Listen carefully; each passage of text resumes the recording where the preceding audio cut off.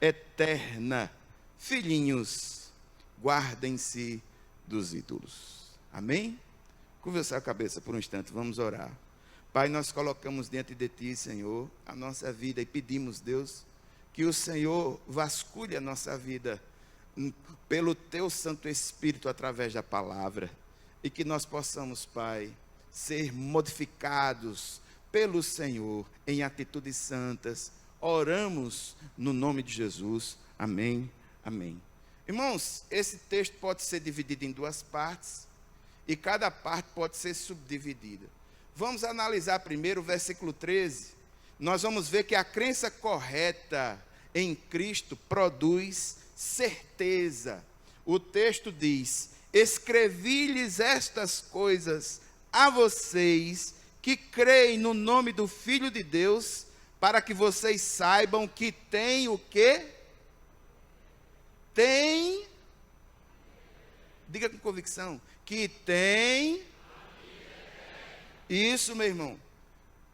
Esse é um dos grandes propósitos pelos quais João escreve a sua carta. E essa carta, João, de forma explícita, delineia os porquês dele ter escrito essa carta. As motivações de João são claras. E a primeira motivação, e a última motivação que ele coloca é essa, de que ele está escrevendo naqueles que creem no Filho de Deus, para assegurar pela palavra a certeza da vida eterna. Muitos podem não gostar, alguns podem achar que é uma presunção daquele que fala, dizer que em Cristo Jesus tem a vida eterna. Mas o fato é que nós temos dois elementos fortíssimos que testemunham dessa certeza em nós. O primeiro elemento é o Espírito Santo de Deus, que testifica ao nosso espírito que somos filhos de Deus. E o segundo é a palavra, que nos assevera que em Cristo Jesus, não é por causa dos nossos méritos, mas por causa do mérito de Cristo Jesus na cruz do Calvário, que nos remiu, nos justificou, e podemos, em nome dele, dizer que gozamos agora, já, desta vida chamada vida eterna. Não é uma questão de um achismo, não é esperar, eu vou esperar para ver se vai dar certo ou não. Não é uma questão de supor, eu suponho. Não é uma questão de sentir, eu me sinto salvo. Inclusive aqui eu quero alertar, há muitas pessoas que colocam a sua fé baseada nos escolhos. Jeremias vai nos alertar em Jeremias 17:9, nos dizer que o nosso coração é enganoso. E muitas pessoas tiveram um encontro com Jesus numa fé de uma emoção e colocou a sua fé naquele receptáculo da emoção. Quando as coisas estão bem, a pessoa está bem, se sente salva. Quando as coisas estão mal, ela não se sente salva. E aqui eu quero dizer, em nome de Jesus, inclusive essa mesma carta nos assevera isso. Eu gostaria que você abrisse, você está com a carta de João aberta, veja no capítulo 3, especificadamente no capítulo 19, assim, no capítulo 3, versículo 19. Assim saberemos que somos da verdade e tranquilizaremos o nosso coração diante dele. Quando o nosso coração nos condenar, porque Deus é maior do que o nosso coração e sabe todas as coisas. 1 João capítulo 3, versículos 19 e 20. Então eu quero dizer a você, meu irmão, que porventura tenha colocado a sua fé em Cristo Jesus baseada única e exclusivamente numa experiência de emoção. Eu quero dizer a você que não é uma questão de experiência de emoção, mas é uma questão de presença. É presença do Espírito Santo de Deus na tua vida que testifica, e a presença da palavra que assevera que em Cristo Jesus nós temos a vida eterna, não estamos sozinhos e vamos vê-lo como ele é. Essa é a realidade. A certeza de salvação afirmada pela palavra. Os cristãos verdadeiros, nós não temos essa prerrogativa de esperar, de ver, de supor, de sentir, nem tatear no escuro. Se você está em Cristo, saiba, é certo, o Senhor providenciou pelo registro, pela revelação específica, que você tenha essa assimilação da verdade em sua alma. Em Cristo Jesus você tem a vida eterna. Não é uma prerrogativa sua. Foi Jesus quem conquistou na cruz do Calvário. Foi por causa dele e não de nós. A nós cabe a assunção disso quando nos arrependemos dos nossos pecados e quando depositamos a nossa fé nele como nosso suficiente Senhor e Salvador.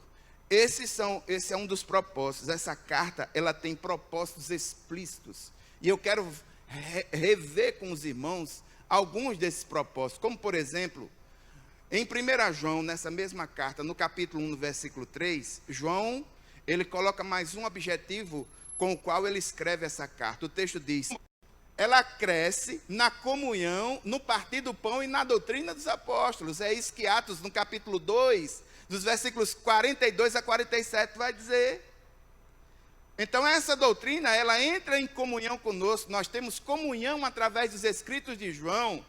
E João deixa muito claro que o nosso relacionamento com o Pai é através de Jesus Cristo. Outro motivo ele coloca no capítulo 1, no versículo 4, para escrever a sua carta. Ele diz: escrevemos essas coisas para quê? Escrevemos essas coisas para que a nossa alegria seja completa. Meu irmão, a pessoa que em tempos como temos vivido agora, se depara com uma realidade que, em primeiro lugar, o Senhor ao qual ele serve não é um conto de fadas, mas ele realmente existiu. João diz: eu vi, eu peguei, apalpei, proclamo a você a palavra da vida. Segundo, ele, na cruz do Calvário, nos redimiu. E por causa do amor do Pai, nós somos capacitados a amá-lo e amar uns aos outros. Todas essas verdades que o texto de 1 João nos mostra, irmãos, é para o coração da gente pular de alegria. É para o coração da gente transcender as circunstâncias. Mesmo que não saibamos do que ocorrerá amanhã, como falou o pastor Tomás, e é verdade, mas uma coisa é certa, irmãos: o nosso futuro está nas mãos do Senhor.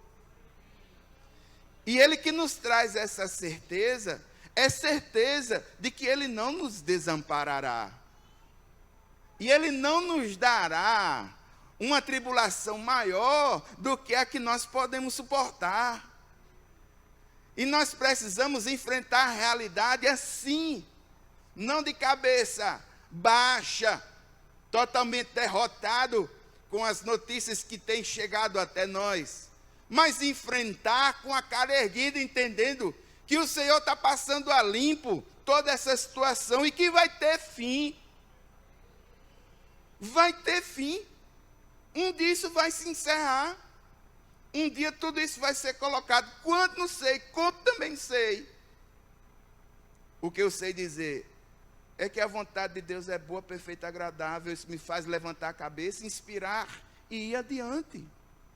O cristianismo não é uma religião masoquista que tem prazer na desgraça, mas é algo que nos faz refletir para encarar essas dificuldades, encarar de forma positiva, de cabeça erguida, com fé, com esperança. E aqui um resumo dos propósitos. Em 1 João, capítulo 2, no versículo 1, mais uma expressão de João. João diz: meus filhinhos, eu escrevo estas coisas para que vocês não pequem. Se, porém, alguém pecar, nós temos um intercessor junto ao Pai. Quem é? Jesus Cristo. Irmãos, João está escrevendo para que nós possamos ter uma vida reta, uma vida íntegra, para que nós possamos fugir do pecado. O pecado é o maior mal, é aquilo que nós precisamos sempre estar alertas, atentos para desviar. Se alguém pecar, nós temos um intercessor. A palavra em português em grego é paráclitos. Infelizmente não tem uma palavra em português que seja fiel àquilo que o paráclito ele quer dizer.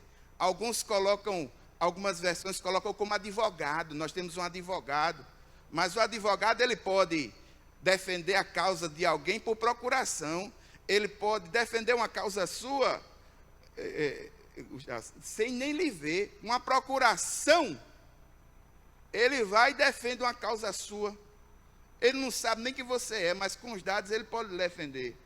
Não é o conceito do paráclito. O paráclito é aquele que, além de defender, ele faz questão de ir ao lado acompanhando. Ele faz questão de ir ao lado acompanhando, ajudando, orientando. Essa função é algo muito forte, muito grande. E é de muita alegria, irmãos, sabermos que não estamos sozinhos. Em Cristo Jesus, mesmo que você tenha sido abandonado pela sua família, mesmo que você tenha sido abandonado pelos seus amigos, mesmo que você tenha sido abandonado pelas instituições que muitas vezes você defendeu, saiba que em Cristo Jesus você não está só. Você tem um advogado junto ao Pai. E ele é justo, ou seja, ele cumpriu toda a justiça nele. E contra ele não há injustiça alguma. Ele é justo. Estas são as prerrogativas, os propósitos que João escreve a sua carta. Para que nós possamos ter segurança na comunhão. A nossa comunhão com Deus é assegurada em Cristo Jesus. Para que nós possamos ter alegria. Não uma alegria de uma boa notícia circunstancial, mas uma alegria verdadeira, daquelas alegrias que brotam no fundo da alma, segurança, salvação, luta contra o pecado e certeza de vida eterna. Vamos para o próximo texto, os versículos 14 e 15.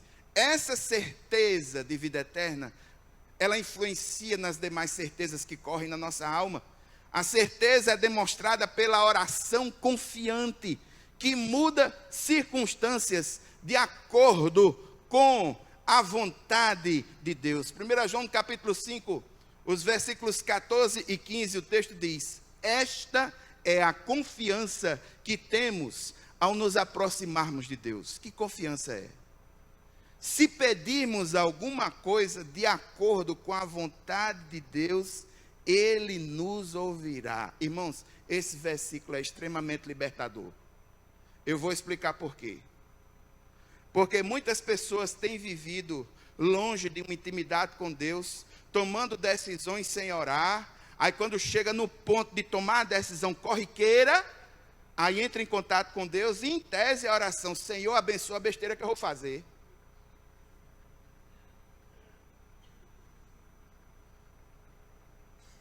No livro de Gênesis, no capítulo 50, no versículo 20, me traz, através da boca de José, uma revelação profunda do Antigo Testamento. Ele diz que Deus é aquele que pode transformar o mal em bem. Agora, tenha cuidado, que Ele não faz isso sempre, não.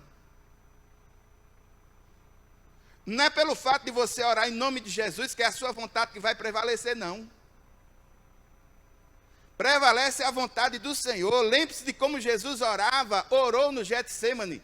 E por 3 vezes ele orou com fortíssimas agonias em seu coração. Tem muita gente que utiliza em nome de Jesus como uma espécie de amuleto ou carteirada espiritual. Para, em nome desse amuleto ou carteirada espiritual, fazer um bocado de coisa. Inclusive orar tendo a vida em desacordo com aquilo que o Evangelho diz. E o texto é claro. Olha o raciocínio. Meu filho, se pedirmos alguma coisa de acordo com a vontade de Deus, Ele nos ouvirá. É óbvio, é claro. É aí, irmãos, onde nós precisamos ter e pedir a Deus é discernimento para entender a vontade dEle.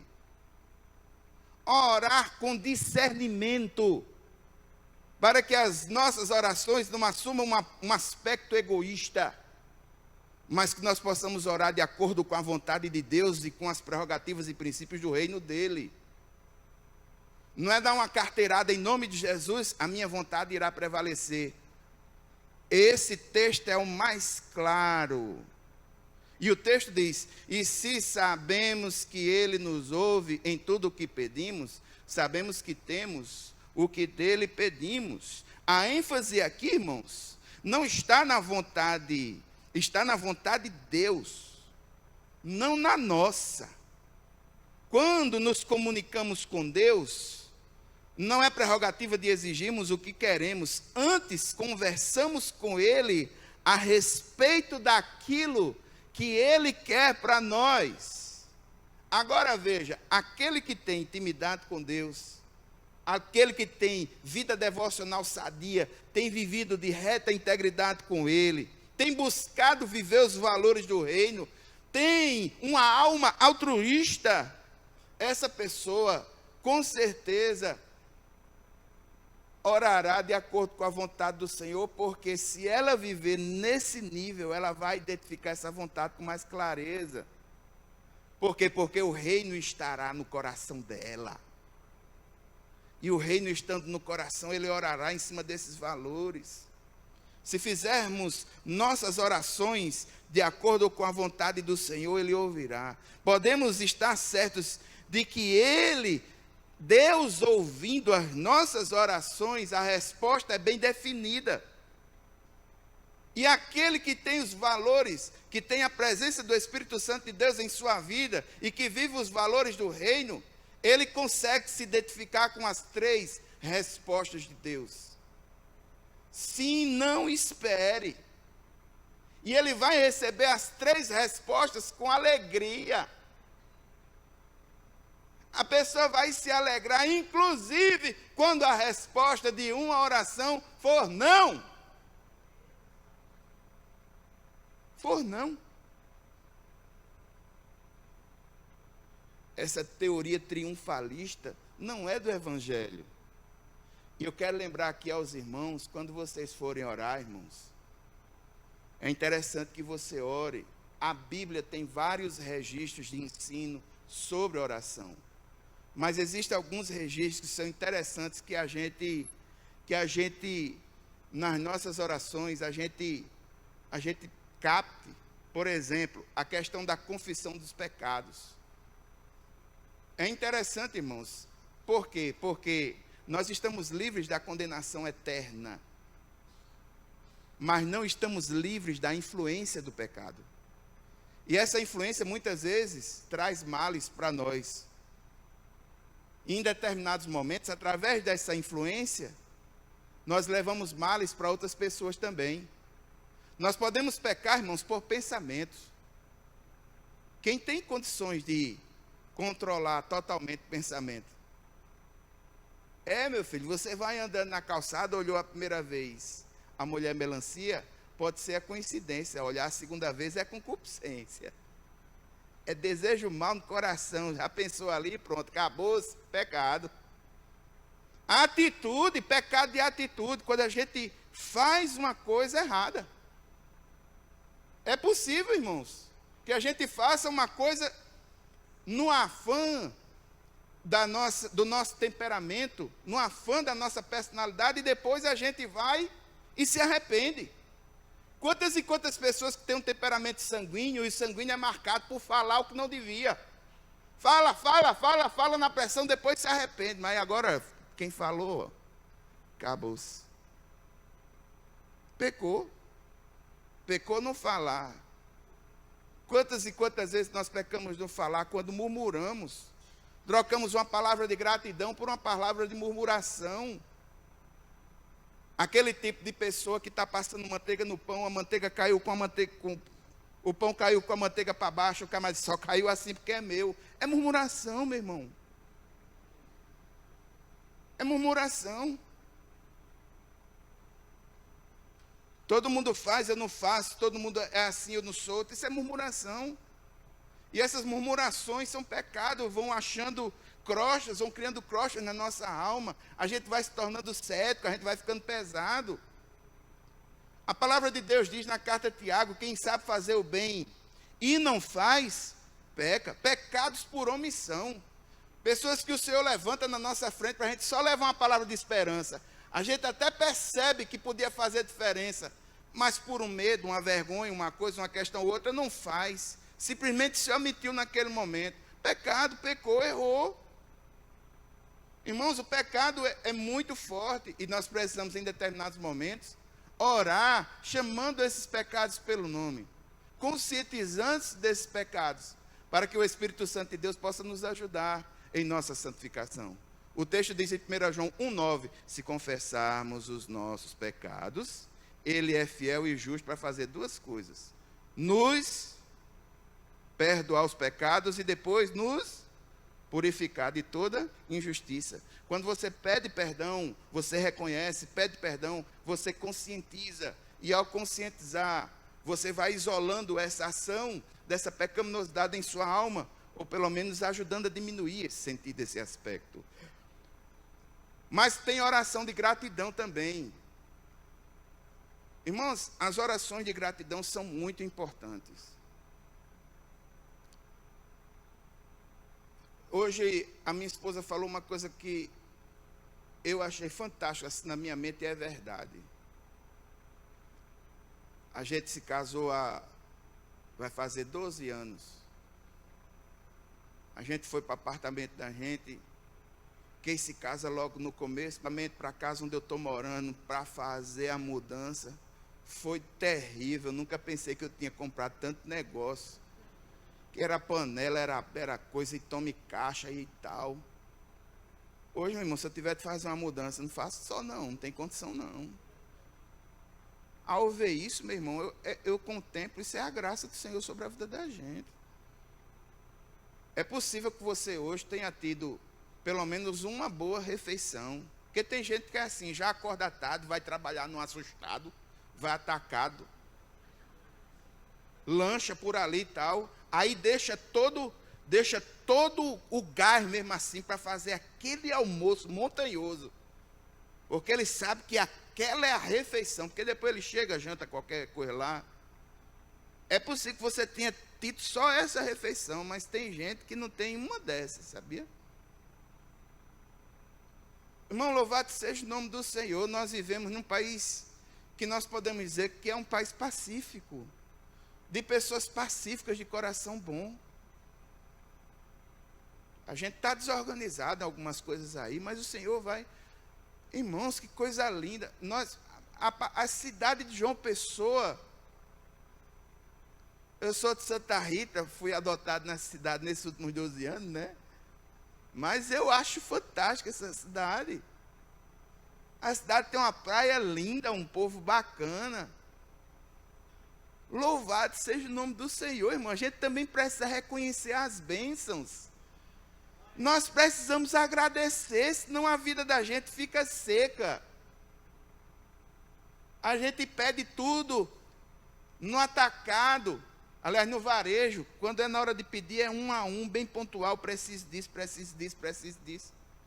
Na hora de agradecer, a gente faz, Senhor, eu te agradeço por tudo, aí dá uma no atacado só. Não é assim, a gente precisa agradecer pontualmente, uma a uma, as coisas. Tem um cântico que diz, uma a uma, conta de uma vez, e você vai ficar surpreso o quanto Deus já fez, e fez mesmo. Fez mesmo, irmãos. Quantos e quantos hoje, como eu estou na fase do lá se foi a juventude, chega uma dor aqui, uma dor ali, uma dor acolá, um troço, mas em nome de Jesus, estamos indo, estamos andando, estamos resolvendo, estamos indo e vamos de frente. Louvado seja Deus, que tem o cloreto de magnésio, que é o magnésio de cloreto, que ajuda, a gente toma de manhã e as dores diminuem e a gente vai embora. E o ômega 3, o cloreto, não sei o quê, a gente vai, ora e abençoa. E vamos em frente, irmão. Agradecer, irmão, agradeça. Outra coisa, irmão, não é só pelo aquilo que Deus faz na nossa vida, mas nas nossas orações também tem que ter um espaço para a gente adorar o Senhor pelo que Ele é. E para adorar a Deus pelo que Ele é, nós precisamos conhecer os seus atributos. E facilmente nós esquecemos dos atributos do Senhor. E pensamos que o Senhor é algo, sei lá, não sei nem como expressar isso. Irmãos, quanto mais próximos de Deus, na adoração estivermos, louvando a Ele pelo que Ele é, mais aspectos de intercessão, de reunião da igreja primitiva, que Paulo, Silas foram designados para um lugar. A intercessão é fantástica, irmão, é fundamental. Muda pessoas, muda circunstâncias. E dessas pessoas são modificadas, muda nós mesmos. E por último, a petição. Irmão, nós precisamos colocar diante do Senhor as nossas petições, entendendo que Deus atua não na questão dos desejos, como é visto o desejo do ponto de vista humano. O Senhor atua nas nossas necessidades. E Ele vai atuar nos desejos se os nossos desejos forem os desejos do coração dEle. Mas colocar diante do Senhor as nossas necessidades é algo que devemos sim fazer. Por que fazer isso? Porque quando o Senhor cumprir a sua vontade em nós, nós vamos poder agradecer a Ele e louvar a Ele. É um ciclo, a oração faz parte da vida do crente. Agora, irmãos, nós vamos para um dos textos mais difíceis dessa carta e de todo o texto neotestamentário. A certeza que nós temos, ela é demonstrada pela oração confiante. Oração confiante que muda vidas, afastando os irmãos de pecados destrutivos. Aí aqui uma coisa muito importante, gostaria de compartilhar com vocês. O texto diz assim, versículos 16 e 17. Se alguém vir seu irmão cometer pecado que não leva à morte, ore e dará vida ao que ele pecou. Refiro-me àqueles cujo pecado não leva à morte. O texto diz, há pecado que leva à morte. Não estou dizendo que se deva orar por este. Toda injustiça é pecado, mas há pecado que não leva à morte. Irmãos, esse texto, esse fragmento de texto é um fragmento de muita controvérsia, de muita batalha entre os que estudam a interpretação bíblica. Existem pelo menos 5 níveis muito interessantes de interpretação. Nesses 5, eu vou mostrar para os irmãos os 2 que têm o maior número. E eles fazem a pergunta justamente ao versículo 16. A questão é, que tipo de morte a pessoa vai ter? É uma morte física, uma morte espiritual ou uma morte moral? Aí vem a primeira linha de respostas, que eu achei a mais convincente e a mais interessante, porque tem a ver com a teologia da carta. É a ideia de que esse pecado é um pecado espiritual e estamos falando de apostasia. O que é apostasia? Apostasia é quando a pessoa, ela abandona a fé que uma vez teve, uma vez creu. E qual é a ideia? Ele está combatendo os gnósticos. Os gnósticos negavam a encarnação de Cristo. Os gnósticos repudiavam a santificação pessoal. E muitos desses gnósticos saíram de dentro da própria comunidade. Quer ver? Abra sua Bíblia em 1 João, no capítulo 3.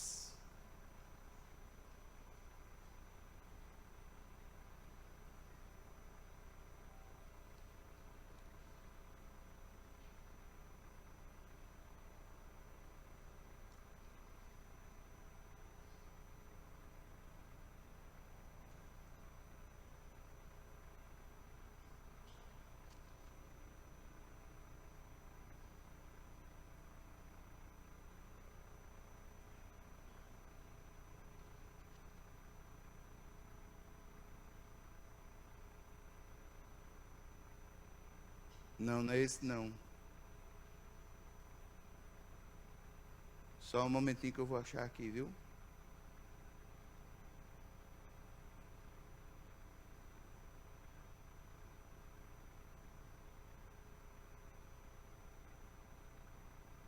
Capítulo 4.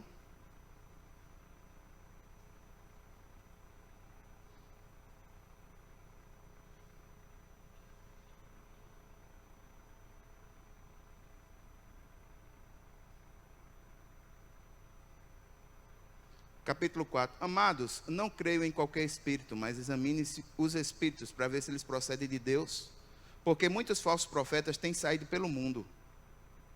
Vocês podem reconhecer o Espírito de Deus desse modo. Todo espírito que confessa que Jesus Cristo veio em carne procede de Deus. mas todo espírito que não confessa Jesus viram que está vindo e agora já está no mundo.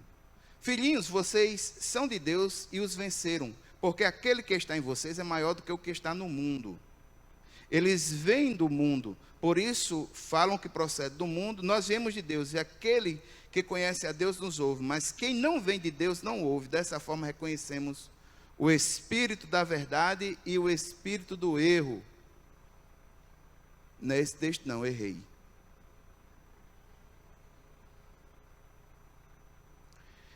É dentro dessa carta quando diz assim: saíram de nós, mas não é dos nossos.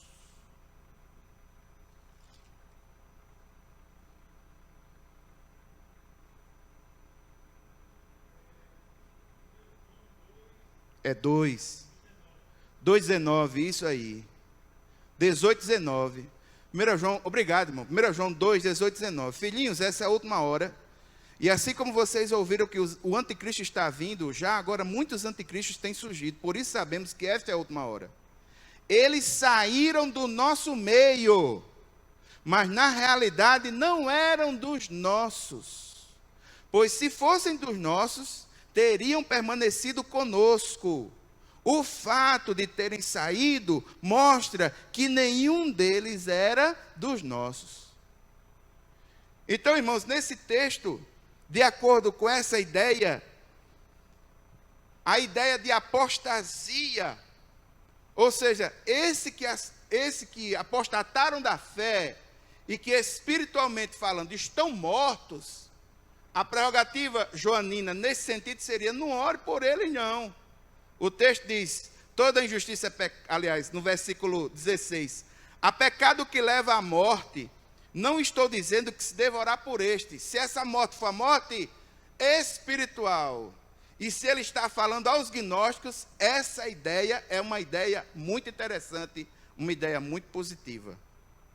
A segunda ideia, normalmente falando, ela vai viver. Agora, materialmente falando, nem espere, porque ela vai sofrer as consequências da punição do pecado, que será a morte dele. E João estaria dizendo: por este aí não ore. Irmãos, a terceira ideia é uma ideia que a teologia da reforma, a teologia evangélica, não vai acatar. E aqui eu quero trazer essa ideia para que os irmãos conheçam, porque tem gente que fala sobre esse sentido. Seria a terceira ideia. Qual é a terceira ideia? A ideia de que existem distinção de pecados, que alguns pecados são menores, outros pecados são maiores. Alguns pecados são chamados de pecados veniais, são aqueles que destinam para a morte, e haveria alguns pecados simples, que não seriam para a morte. Só que essa ideia, irmãos, é a ideia teológica da Igreja Católica. Em que sentido? Os pecados que são para a morte, esses pecados, eles passam por um sistema de penitência específico. E aqueles pecados que não são para a morte, o próprio sacerdote pode dispensar numa confissão auricular. Então, ou seja, o sacerdote mesmo perdoa o pecado que não é para a morte. E aquele que é para a morte, essa é a ideia na teologia católica. Eu particularmente entendo, irmãos, que para manter a sincronia com aquilo que é ensinado na carta e no confronto com os gnósticos, a ideia da morte espiritual, inclusive porque muitos gnósticos saíram de dentro da própria igreja, a ideia da morte espiritual que vem pela apostasia é uma ideia muito boa. E eu quero lembrar aos irmãos que essa ideia da apostasia, ela é uma das grandes realidades que a gente precisa se deparar. Eu gostaria de abrir com vocês sua Bíblia no livro de Hebreus, no capítulo 6.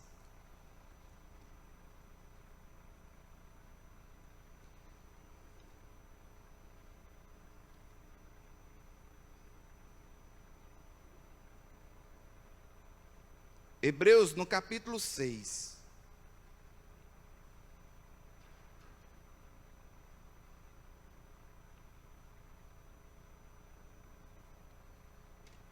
Hebreus, no capítulo 6, a partir do versículo 1 diz assim: portanto, deixemos os ensinos elementares a respeito de Cristo e avancemos para a maturidade, sem lançar novamente o fundamento do arrependimento de atos que conduzem à morte, da fé em Deus, mais profundas. E ele diz que o basicão, é esses temas tudinho aí, ó, as coisas que concorrem para a morte, fé em Deus, os batismos, imposição de mãos, ressurreição do morto. Ele diz, ó, isso aí é o fundamento, é o básico.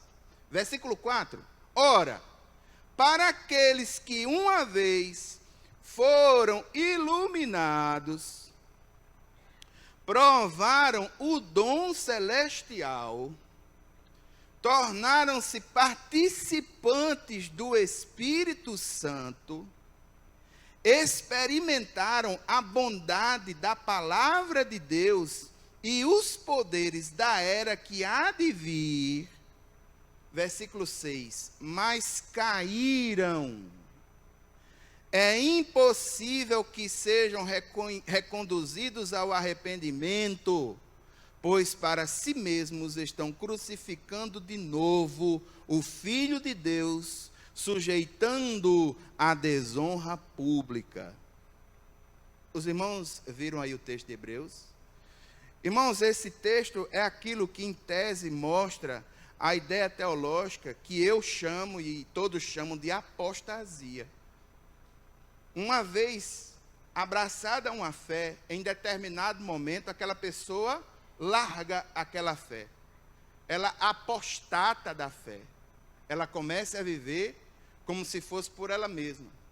Nós temos, na nossa teologia, uma certa dificuldade de compreender a profundidade disso, mas não podemos negar essa realidade. Mas também nós não podemos negar a existência da apostasia. Só que nós temos dificuldades em elencar os elementos motivacionais que levaram uma pessoa até o encontro com Jesus, e se aquele encontro foi genuíno ou não. Irmãos, me perdoe a franqueza, mas a pessoa vem para a igreja, levanta a mão, se faz uma oração por ela, ela participa das coisas da igreja, mas fora dela não tem crachá, não tem marca, não tem nada que a gente possa dizer, esse encontro é genuíno, aquele não foi. Esse é, aquele não é. Esse tem, aquele não tem. Esse tipo de juízo cabe a Deus. Agora, uma coisa é certa: quem pertence a Deus permanece. Quem pertence, permanece. Mas também é certo, e o texto bíblico nos mostra, que a apostasia também é uma realidade. E essa realidade, ela precisa também ser identificada como um dos grandes paradoxos dessas questões. A gente precisa entender. Eu posso citar um exemplo nosso daqui de João Pessoa, uma pessoa que eu conheci, um dos grandes pregadores que eu já vi pregando assim, que falou palavras de Deus profundas na minha vida, que já chegou a ser um dos grandes expoentes de sua denominação, chegando a ser até secretário-geral da denominação onde ele estava. Hoje, aqui na Paraíba, ele é um dos grandes referenciais do islamismo, e está trabalhando para implementar. O que foi que aconteceu? Eu só posso entender que é uma apostasia. É aquilo que está escrito lá no texto de Hebreus. E como é que essa coisa ocorreu? Gente, a gente não tem como dimensionar. Existem certas questões que são de uma profundidade muito grande, e que esse juízo não cabe a nós. Esse juízo cabe ao Senhor. Amém? Uma coisa é certa desse texto, e aqui eu quero realçar: existe sim uma profunda ligação entre pecado e morte. No que tange ao pecado, os pecados diante de Deus, na questão da vida eterna, espiritual, para o relacionamento, de fato, não existe pecadinho nem pecadão, tudo é igual. Agora eu também preciso entender, irmãos, que do ponto de vista das consequências sociais, alguns pecados são mais danosos do que outros. Só que aqui eu não estou falando de consequências sociais. Porque do ponto de vista teológico, pecado é pecado. Romanos 3:23 diz que todos pecaram. Romanos 6:23 diz que o salário do pecado é a morte. Existe uma ligação direta com pecado e morte. Agora, eu também não posso desconsiderar que existem pecados cuja consequência social em um é mais danoso que o outro. Por exemplo, vou dar um exemplo bem, e vai mexer com você esse exemplo. Vamos supor que você está num balcão de uma farmácia, sozinho. Aí você está no balcão da farmácia, tem uma entradinha assim para ir para lá de dentro da sua farmácia, você está ali. Aí passa uma mulher correndo, entra na sua farmácia, puf, emburaca, vai lá para dentro. Aí com uns 10 segundos depois entra um homem, bufando com a faca peixeira na mão, a maior que tem, olha para você e faz. Entrou uma mulher aí dentro.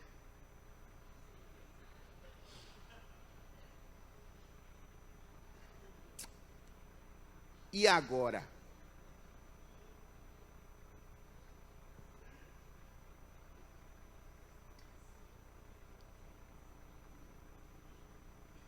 Eu vou dizer a verdade, tudo em nada, rapaz.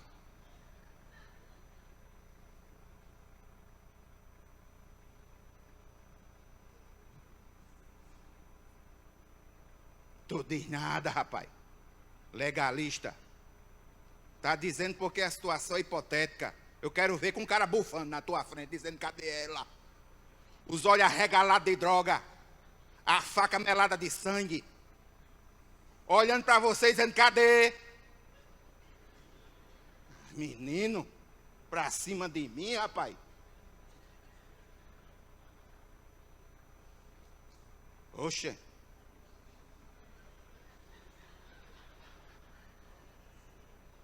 E? Corra, meu filho, corra que você ainda pega ela. O cara vai e baixa a porta. Tá vendo, rapaz? Para ligar para a polícia. Agora, convir que uma atitude como essa é menos danosa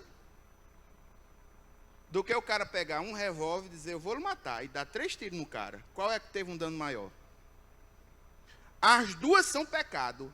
As duas trazem separação diante de Deus. Espiritualmente falando, não é, isso aí é inquestionável. Agora, do ponto de vista social, existe uma diferenciação aí. Eu não estou justificando o pecado, não, irmãos. Eu estou dizendo que existem gradações sociais da consequência do pecado. Que também nós não devemos negar. Negar isso é tapar o sol com a peneira. Percebe como é mais profundo? Percebe como nós precisamos de Deus em nossa vida? Percebe como nós somos pecadores? Percebe como a virtude não está em nós? Percebe a doçura da graça de Deus na sua vida? Isso só me faz mostrar, irmãos, é como eu sou pequeno. Nós não podemos brincar com o pecado. Agora vamos para os sabemos. Primeiro sabemos. O que são os sabemos? São coisas que ele afirma assim, categoricamente. São conclusões da carta. O primeiro sabemos é esse. Sabemos que todo aquele que é nascido de Deus não está no pecado. Aquele que nasceu de Deus o protege e o maligno não atinge. Aí você olha para mim e diz, pastor, olha aí um texto que coloca em xeque tudo aquilo que foi falado antes. Porque ele está dizendo que aquele que é nascido de Deus não está no pecado. Quer dizer que ele não peca? Não, irmãos, não é assim não. Vamos voltar aos textos para você prestar atenção bem certinho. 1 João capítulo 1, versículo 8. 1 versículo 8 diz assim, se afirmarmos que estamos sem pecado, enganamos a nós mesmos e a verdade não está em nós. Isso aí é o pecado de forma específica, pecado de forma genérica, versículo 10. Se afirmarmos, aliás, o contrário, de forma genérica, o primeiro, de forma específica, versículo 10. Se afirmarmos que não temos cometido pecado, fazemos de Deus um mentiroso e a sua palavra não está em nós. Vá para o versículo, capítulo 3, no versículo 9. Capítulo 3, versículo 9, o texto diz assim: todo aquele que é nascido de Deus não pratica o pecado, porque a semente de Deus permanece nele, e ele não pode estar no pecado, porque é nascido de Deus. Agora vá para o versículo 18. Sabemos que todo aquele que é nascido de Deus não está no pecado. Em que sentido João está dizendo? Irmãos, não é no sentido específico de uma prática pecaminosa circunstancial, mas é no sentido genérico de fazer do pecado uma filosofia de vida. A carta não nega, pastor Flávio, que a gente é pecador, porque a gente é mesmo, e a gente erra. Mas a carta, ela diz para nós o seguinte: olha, não faça do pecado um estilo de vida. Quando você pecar, não fique feliz porque pecou, não, fique triste. Não faça do pecado um estilo de vida, não insista numa vida de pecado. Aí, olha, aquele que é nascido de Deus, ou seja, aquele que teve um verdadeiro novo nascimento, ele vai ter a adoração como estilo de vida, não o pecado. O pecado para ele é algo que emperra. Ele não está no pecado no seu sentido genérico, no sentido amplo do termo. Aí aqui o texto diz também: aquele que nasceu de Deus o protege. Nesse ponto aqui, aquele que nasceu de Deus está fazendo referência a Jesus. E quando a gente diz que Jesus é o Filho de Deus, teologicamente falando, estamos dizendo que ele tem a mesma natureza divina. Ele e o Pai são um, é no aspecto da natureza. Quando a primogenitura é atribuída ao Filho de Deus, é no aspecto da autoridade. Porque o filho primogênito, ele detinha autoridade prática sobre a família. 2/3 da herança ia para o primogênito nas épocas antigas. Quando ele é o primogênito de Deus, nós estamos dizendo que ele detém toda a autoridade. Jesus Cristo. Então, se você é nascido de Deus, nasceu de fato em Deus, você não pode ter o pecado como estilo de vida, e Jesus vai proteger você. E o que é de fato aqui fantástico como certeza: meu filho, você está em Deus, a vida eterna, selado com o Espírito Santo da promessa, o maligno não lhe atinge. Segundo sabemos, versículo 19, a nova posição do crente coloca sob a autoridade paterna de Deus em contraste com o domínio do mundo por Satanás. Olha que texto claro. Sabemos que somos de Deus e que o mundo todo está sob o poder do maligno. Que coisa linda. Versículo 19 fala sobre duas coisas. Nós somos de Deus. Nossa filiação, nossa paternidade, nossa pertença em Cristo Jesus. Fomos retirados do reino das trevas e estamos no reino da luz. Somos de Deus, filhos de Deus. Segunda coisa, malignidade. Há uma malignidade temporária no mundo. Só existem duas esferas. Ou você é de Deus, ou você participa dessa malignidade. Não existe zona franca. Não há meio termo.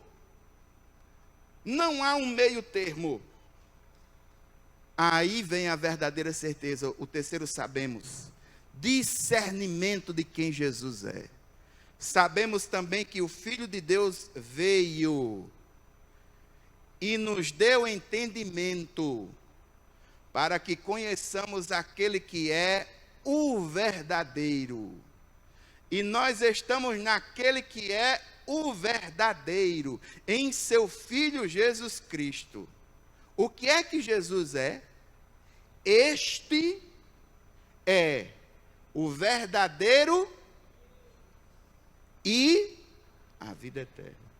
Irmãos, existem 6 coisas verdadeiras nesse versículo 20. Eu poderia pregar um domingo só com ele, porque ele é extremamente esclarecedor. Em primeiro lugar, a encarnação. Jesus veio de verdade. Diga amém. Diga amém. Terceiro lugar, discernimento. O texto diz: conhecemos aquele que é verdadeiro. Só quem conhece é aquele que tem o Espírito da verdade na sua vida. Esse é quem tem condições de distinguir o que é verdadeiro daquilo que é falso. Quarta coisa, segurança. O texto diz: nós estamos naquele que é verdadeiro. Ou seja, você não crê em algo que é falso, mas num Deus verdadeiro, com a presença do Espírito Santo, que é o Espírito da verdade, em sua alma. Quinto, uma fé verdadeira, porque o texto diz que estamos naquele que é o verdadeiro, em seu Filho Jesus Cristo. Este é o verdadeiro Deus. Ele é o verdadeiro Deus. Ele é o verdadeiro Deus. O texto nos mostra de forma muito clara. Se desenhar, fica melhor. A gente pode trazer um gráfico para você. Mas o texto diz que Jesus é Deus. Não tem como. Não tem como negar essa realidade do texto bíblico. E por último, a vida eterna. A vida eterna, irmãos, é a vida verdadeira. A última, este é o verdadeiro Deus e é a verdadeira vida. Aí, para fechar a carta, João nos alerta contra as coisas falsas. Quais são as coisas falsas? Os ídolos. Filhinhos, guardem-se dos ídolos. Ídolo é tudo aquilo que nós colocamos em nossa vida, assumindo um lugar que só Deus poderia assumir. Muitas pessoas têm facilidade em apontar os ídolos de madeira. Mas aqui, mais uma vez, eu quero alertar os irmãos para os ídolos vivos que as igrejas evangélicas estão adorando.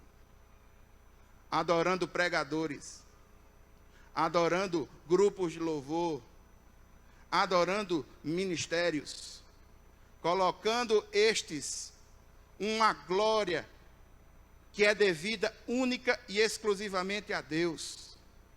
Quero alertar você a que você não faça do seu emprego, isso dele. Você faz do seu cônjuge um ídolo, você o idolatra, coloca ele numa condição onde ele não deveria estar. Tenha cuidado com a idolatria, ela é muito mais profunda do que a gente pensa. Existem pessoas que estão idolatrando coisas vivas. Existem pessoas que, a bem de defesa de fatos ou de coisas, de outras questões, estão idolatrando teologias. Muitas vezes idolatrando a própria denominação. Eu chamo de denominacionalatria. A minha denominação, o meu grupo é melhor do que o seu. E às vezes colocando o grupo acima do próprio Deus. Irmãos, quando o Senhor olha do céu à terra, Ele olha verdadeiros adoradores que adorem a Ele em espírito e em verdade. E os verdadeiros adoradores têm a marca do Espírito Santo de Deus em sua vida. E essa marca, ela só existe porque existe a marca de um sangue na cruz do Calvário. O sangue que nos remiu, que nos uniu. E nós não podemos deixar aquilo que é verdadeiro pelas questões falsas. Cuidem-se, guardem-se das idolatrias. Encerramos a carta. Louvado seja Deus. Amém. Irmãos, de todo esse ensino de hoje, o ponto mais chave, eu entendo ser a questão da oração. A oração eficaz. Orar de acordo com a vontade de Deus. Eu acho que é o ensinamento mais fantástico. E eu quero dizer uma coisa para você. Antes de você interceder, perceba quais são as motivações que estão no seu coração. Se são as motivações do Senhor, a vontade de Deus sendo expressa através da sua vida. Se são os valores do reino. Ou se você tem orado única e exclusivamente com os seus valores, com as suas necessidades, colocando as suas petições no nível de maior valia na sua vida do que os valores eternos do reino de Deus. E eu gostaria de encerrar com oração. Vamos ficar em pé, vamos orar. Senhor, nós queremos nesse momento, Pai, em primeiro lugar, pedir perdão a Ti, se no nosso coração, muitas vezes, nós temos orado de forma equivocada, na consolidação do nosso próprio bem-estar, mais do que na consolidação do Teu reino. Senhor, nos ajuda a orar com convicção no nosso coração. Venha a nós o Teu reino, seja feita a Tua vontade. Pai, eu quero clamar, Senhor, por cada motivo de oração que for feito aqui, de acordo com os valores do Teu reino. Quero Te pedir, Deus, no nome de Jesus, que o Senhor intervenha. Quero clamar, Deus, mais uma vez pela nossa nação. E quero Te pedir, Deus, que o Senhor amplie no nosso coração a certeza que espanta o medo de viver, a certeza que espanta os nossos medos interiores, que é a certeza de vida eterna. O Senhor nos comprou e nós vamos ter a grata satisfação de ver o Senhor como o Senhor é. Muito obrigado, Senhor, pela nossa salvação. Nós oramos no nome de Jesus. Amém. A graça do Senhor Jesus Cristo, o amor de Deus, a comunhão e as consolações do Espírito Santo seja sobre cada um de nós, hoje e sempre. Amém, amém. Queridos, Deus abençoe vocês, no nome de Jesus.